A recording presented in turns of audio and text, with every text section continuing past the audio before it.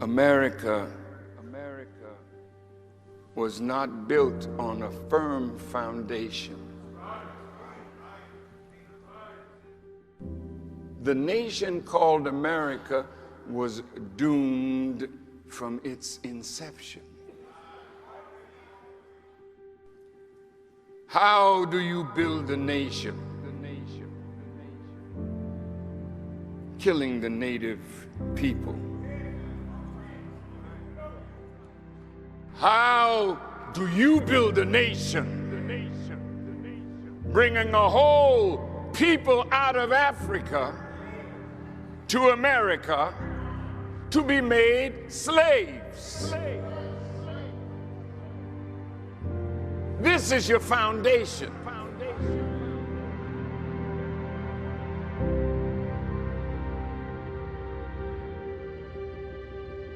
The world is looking at a country going to hell. You are opting to be a part of that is unraveling right in front of your eyes. You see the country cascading downward. This is America. Why do you want to get into something that is coming to an end?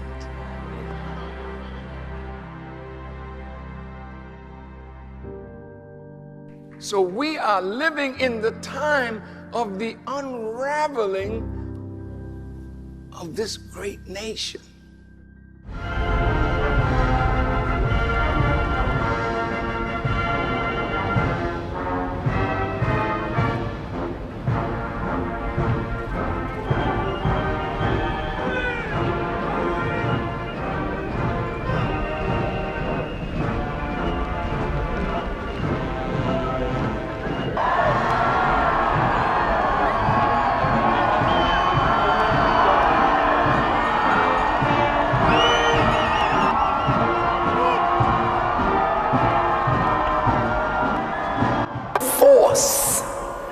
Governs presidents, prime ministers, kings, rulers. You elect your president and you think he's the boss. Somebody else behind there. In England, they elect the prime minister. You think he's the boss. Somebody else behind there. And it's the somebody that's behind every evil thing that's going on that has to be exposed today. And that's why in Thessalonians it says, that day shall not come except there be a falling away first, and the man of sin be revealed, the son of perdition. There's a man involved here. There are men involved here, but they are the unseen powers. When you meet the Jesus, he starts exposing these powers. Y'all all right? Been several American presidents who have commented on this secret shadow government. According to an article by Ross Pittman posted on the website consciouslifenews.com titled Verified Warnings from Former U.S. Presidents About the Invisible Government Running the United States with no allegiance to the people. He identifies certain presidents who mentioned the shadow government. In Mr. Pittman's article, he states that George Washington, the first president of the United States, wrote that the Illuminati want to separate the people from their government. Quote, "It was not my intention to doubt that the doctrines of the Illuminati and principles of Jacobinism had not spread in the United States. On the contrary, no one is more truly satisfied of this fact than I am.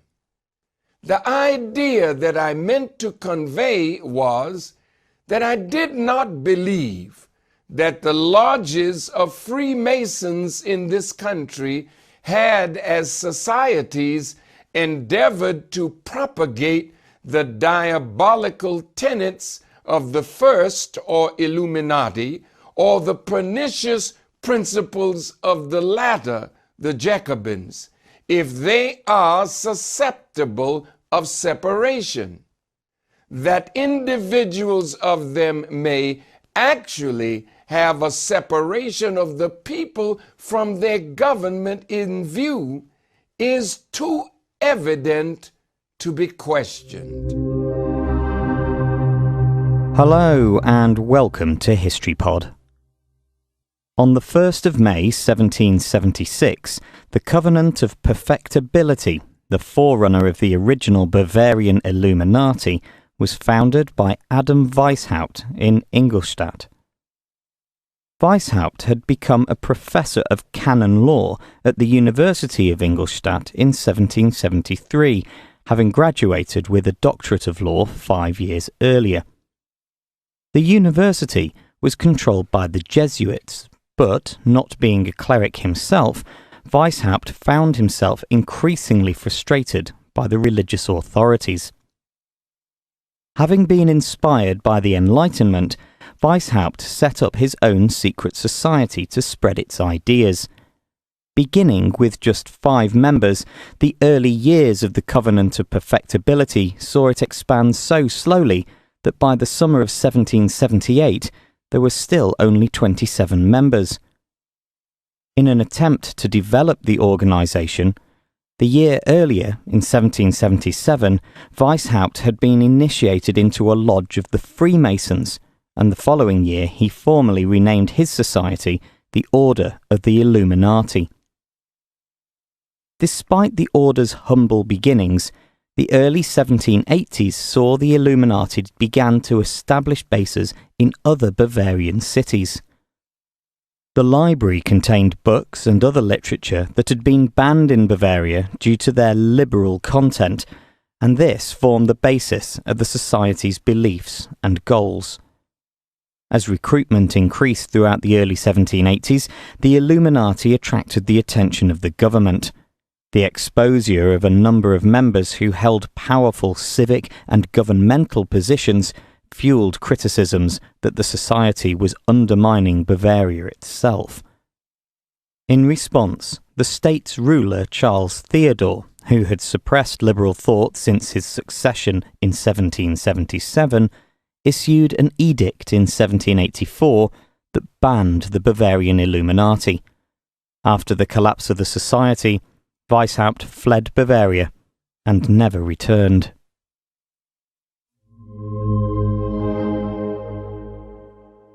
George Washington goes on to say that the Illuminati as a group of highly intelligent, enlightened persons who wanted to separate the people from their government and their government from the people, but he never broke down who these Illuminati were. According to Wikipedia, Vernon Stauffer, who wrote a dissertation entitled New England and the Bavarian Illuminati, published by New York Columbia University Press in 1918, indicates that Bavarian philosopher Adam Weishaupt is credited as the founder of the Bavarian Illuminati May 1st, 1776. Historically, the name refers to an Enlightenment era secret society.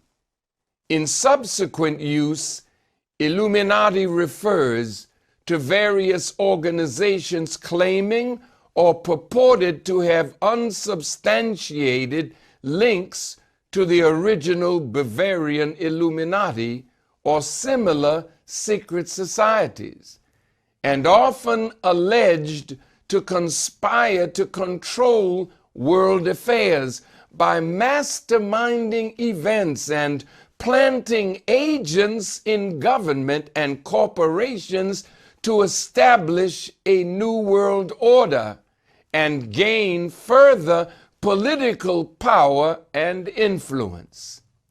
Central to some of the most widely known and elaborate conspiracy theories, the Illuminati have been depicted as lurking in the shadows and pulling the strings and levers of power in dozens of novels, movies, television shows, comics, video games, and music videos.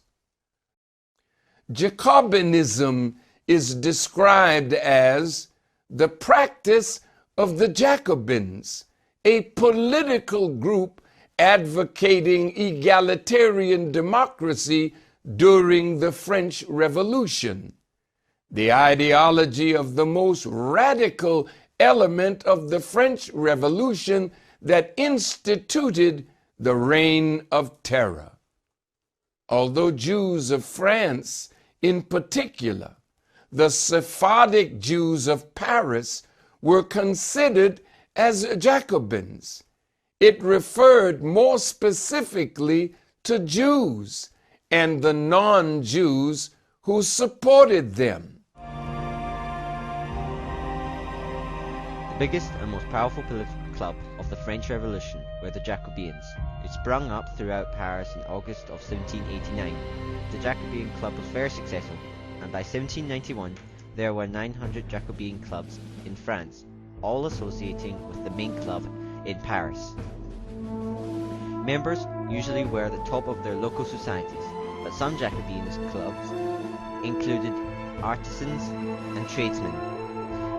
Jacobin clubs served as debating societies where political-minded Frenchmen stated their views and discussed the current political problem or issues. Many of these Jacobins were deputies and used the meetings to organize forces and plan tactics. The strongest deputy involved with the Jacobins was Robespierre. The club supported and carried out some of the most shocking events that happened during the French Revolution. They supported the execution of Louis XVI and caused the Reign of Terror. Soon, provinces became nightmares of fear and destruction as members took to being agents of the terror. In 1794, Robespierre was captured and killed, which caused the end of the Jacobins and the Reigns of Terror.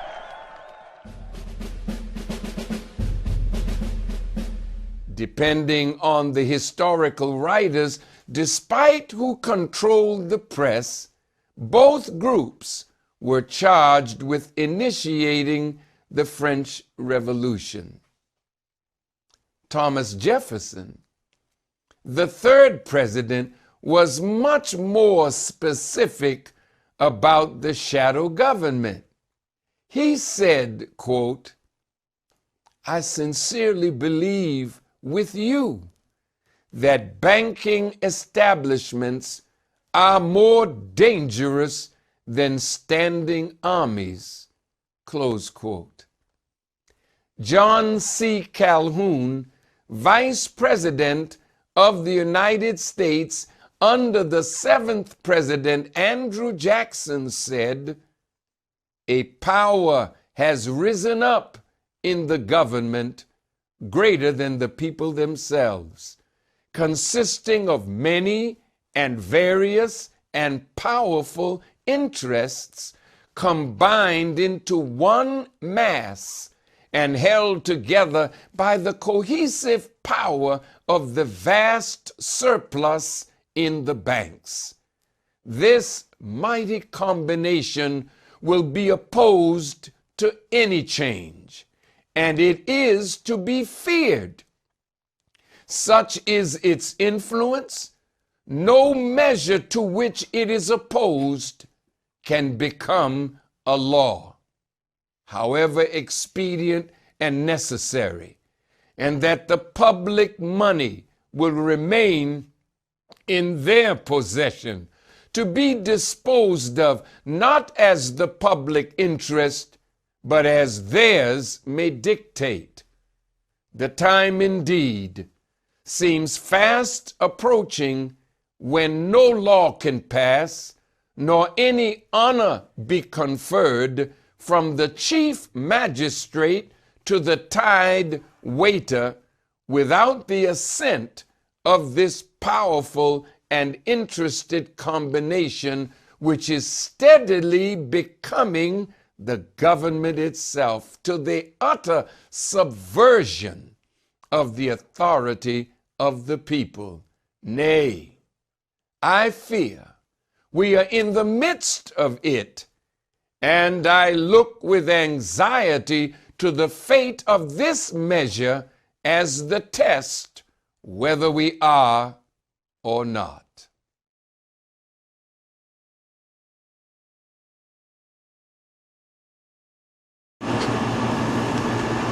The invisible money power is working to control and enslave mankind.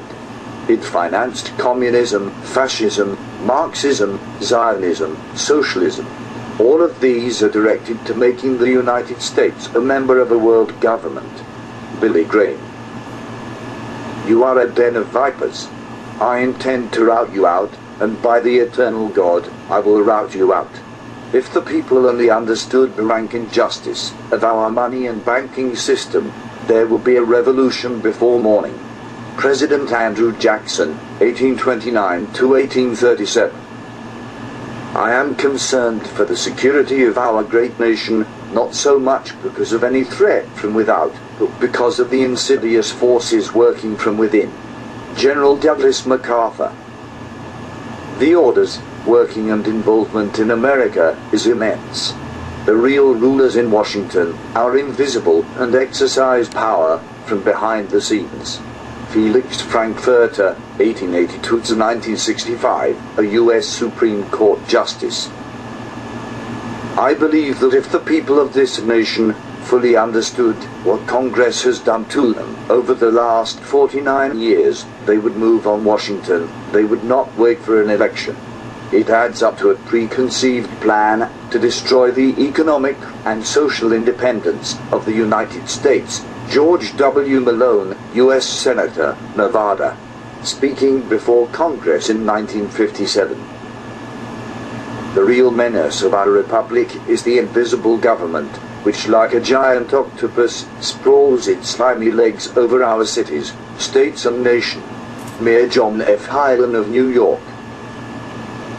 In politics, nothing happens by accident. If it happens, you can be sure we planned it that way.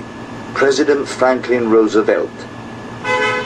Some of the biggest men in the United States in the field of commerce and manufacture are afraid of something. They know that there is a power somewhere, so organized, so subtle, so watchful, so interlocked, so complete, so pervasive that they had better not speak above their breath when they speak in condemnation of it. President Woodrow Wilson. I am a most unhappy man. I have unwittingly ruined my country. A great industrial nation is controlled by its system of credit. Our system of credit is concentrated. The growth of the nation, therefore, and all our activities are in the hands of a few men. We have come to be one of the worst ruled, one of the most completely controlled and dominated governments in the civilized world. No longer a government by free opinion, no longer a government by conviction and the vote of the majority, but a government by the opinion and duress of a small group of dominant men. President Woodrow Wilson. Single acts of tyranny may be ascribed to accidental opinion of the day, but a series of oppressions begun at a distinguished period and pursued unalterably through every change of administrations plainly proves a deliberate systematic plan of reducing us to slavery. If the American people ever allow private banks to control the issue of their currency, First by inflation and then by deflation, the banks and corporations that will grow up around them will deprive the people of all property until their children wake up homeless on the continent their fathers conquered. Thomas Jefferson. It is not my intention to doubt that the doctrine of the Illuminati and the principles of Jacobinism had not spread in the United States. On the contrary, no one is more satisfied with this fact than I am. George Washington, 1798. Ladies and gentlemen, the very word secrecy is repugnant in a free and open society, and we are, as a people, inherently and historically opposed to secret societies, to secret oaths, and to secret proceedings. For we are opposed around the world by a monolithic and ruthless conspiracy that relies primarily on covert means for expanding its sphere of influence, on infiltration instead of invasion, on subversion instead of elections, on intimidation instead of free choice. It is a system which has conscripted vast human and material resources into the building of a tightly knit, highly efficient machine that combines military, diplomatic, intelligence, economic, scientific, and political operations. Its preparations are concealed, not published. Its mistakes are buried, not headlined. Its dissenters are silenced, not praised.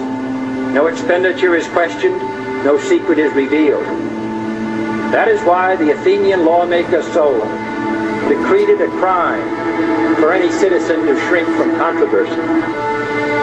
I am asking your help in the tremendous task of informing and alerting the American people, confident that with your help, man will be what he was born to be, free and independent.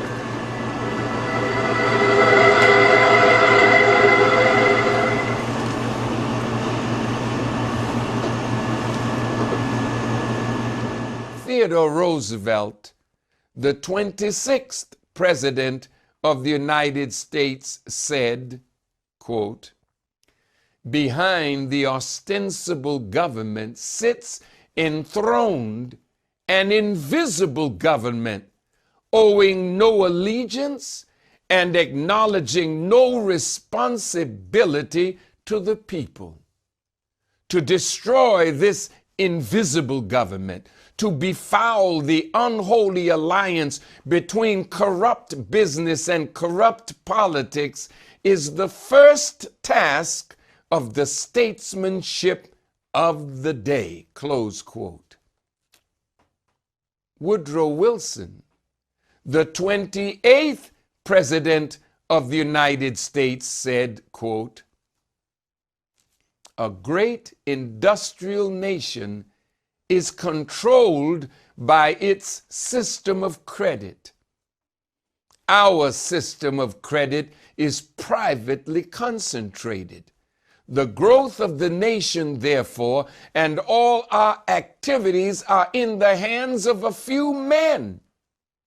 We have come to be one of the worst ruled, one of the most completely controlled and dominated governments in the civilized world, no longer a government by free opinion, no longer a government by conviction and the vote of the majority, but a government by the opinion and the duress of small groups of dominant men. Since I entered politics, I have chiefly had men's views confided to me privately. Some of the biggest men in the United States in the field of commerce and manufacture are afraid of somebody, are afraid of something.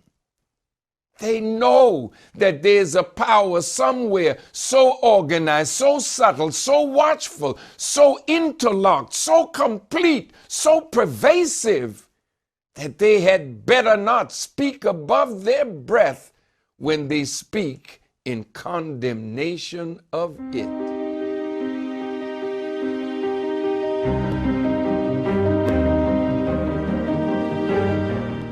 Now you can get the same uncompromising truth you've come to expect from the Final Call newspaper on all your connected devices. Subscribe to the Final Call Digital Edition today. Go to subscribe.finalcalldigital.com. Greetings, dear listeners.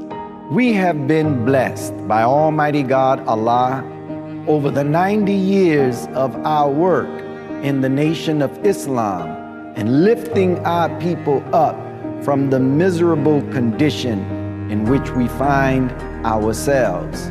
We ask your support of our effort, and we hope that you will be generous and make a contribution to the work of the Nation of Islam and the Honorable Minister Louis Farrakhan by clicking the button below or go to noi.org/donate.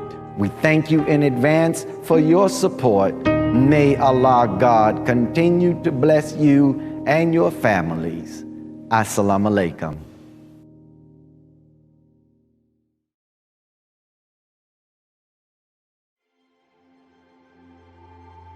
This house is dedicated to knowledge and to the spreading of knowledge. Elijah Muhammad inspired new thought, new mind, new way of civilization among black people. But he wanted a house from which a light could be lifted up to give guidance to all who would be guided as this world begins to close down. This National Center for the re-education and retraining of the black man and woman, but for the totality of the human family of our planet. I named this mosque after the only woman that the Quran names a chapter after, the mother of Jesus, Maryam. All human beings need to be re-educated. That is the purpose of the National Center.